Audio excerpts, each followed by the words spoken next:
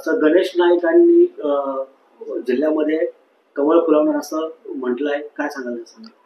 हे बघा, प्रत्येक नेत्याला आपला पक्ष वाढवणं हा त्याचा अधिकार असतो. नाईक साहेबांनी जो जनता दरबाराचा जो विषय घेतलेला आहे, ठाण्यामध्ये जनता दरबार करणार, त्याच्यावर ऑब्जेक्शन असणं आमचा विषय नाहीये.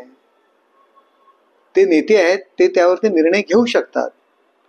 आमच्याही कार्यकर्त्यांचं म्हणणं आहे की पालघर जिल्ह्यामध्ये जनता दरबार घ्यावा.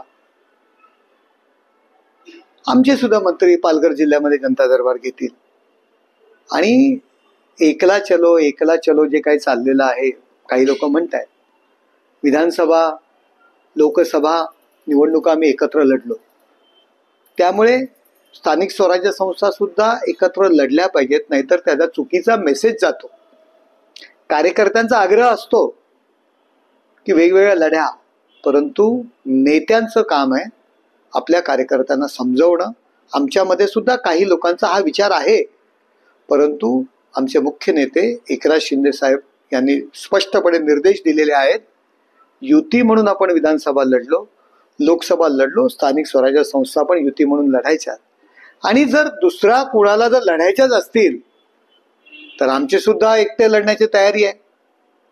गेले 30 ते 35 वर्ष ठाणा असेल, कल्याण असेल, पालघर असेल, भिवंडी असेल, सर्व पक्ष आमच्या विरुद्ध लढत होते, तरी सुद्धा आम्ही त्या ठिकाणी जिंकत होतो.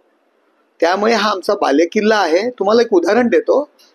दिल्लीमध्ये आप आदमी पक्षाचे 15 सिटिंग आमदार आमच्याकडे आले होते. त्या बैठकीला मी स्वतः उपस्थित होतो. त्यांना धनुष्यबाण चिन्ह घेऊन शिवसेना म्हणून निवडणूक लढायची होती. एकनाथ शिंदे साहेबांनी स्पष्टपणे सांगितलं की आपली भाजपा बरोबर युती आहे, त्यामुळे आम्ही दिल्लीमध्ये भाजपाला सपोर्ट करणार आहोत. आम्ही त्यांना आमच्या चिन्हावर लढण्याची परवानगी दिली नाही. नेत्याचं काम असतं कार्यकर्त्यांना समजवणं, कार्यकर्त्यांना सांगणं. आमच्याकडे पण असे विचार असतात ना, परंतु शिंदे साहेब त्याच्यावरती निर्णय घेतात. त्याच पद्धतीने देवेंद्र फडणवीस जी सुद्धा कार्यकर्त्याला समजवून, हा महायुती ही नैसर्गिक युती आहे, ही अशी खुर्ची करता झालेली नाही, विचारांनी झालेली युती आहे आणि त्यामुळे महायुती म्हणून राहणार आहे. कार्यकर्ते जे काय बोलत असतील त्यांना समजवण्याचं काम आम्ही करत असतो. आणि दरबार वगैरे बघा, एकनाथ शिंदे साहेब त्या ठिकाणी येतात. जेव्हा ठाण्यात असा हजारो लोक त्यांना भेटायला कामं घेऊन येत असतात, मुंबईत असतात. माझ्यासारखा खासदार आनंद मठात बसतो, दुपारी 400-500 लोक त्या ठिकाणी आपल्या गाराणी घेऊन येतात. अधिकाऱ्यांना आम्ही फोन करतो, तो दरबारच झाला. त्याकरता राजवाडा करण्याची काही गरज नाही. त्यामुळे नेत्यांकडे जर लोक येत असतील आणि त्याचे नेते जर लोकांचे प्रश्न सोडवत असतील तर त्याच्यावरती आम्ही ऑब्जेक्शन घेणारे कोण? त्यामुळे प्रत्येकाला प्रत्येकाचा अधिकार आहे. फक्त लोकसभा विधानसभा आपण एकत्र लढलेलो आहोत.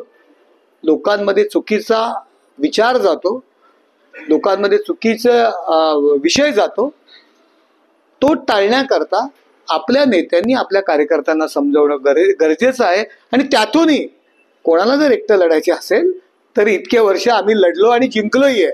आमची पण लढण्याची तयारी आहे.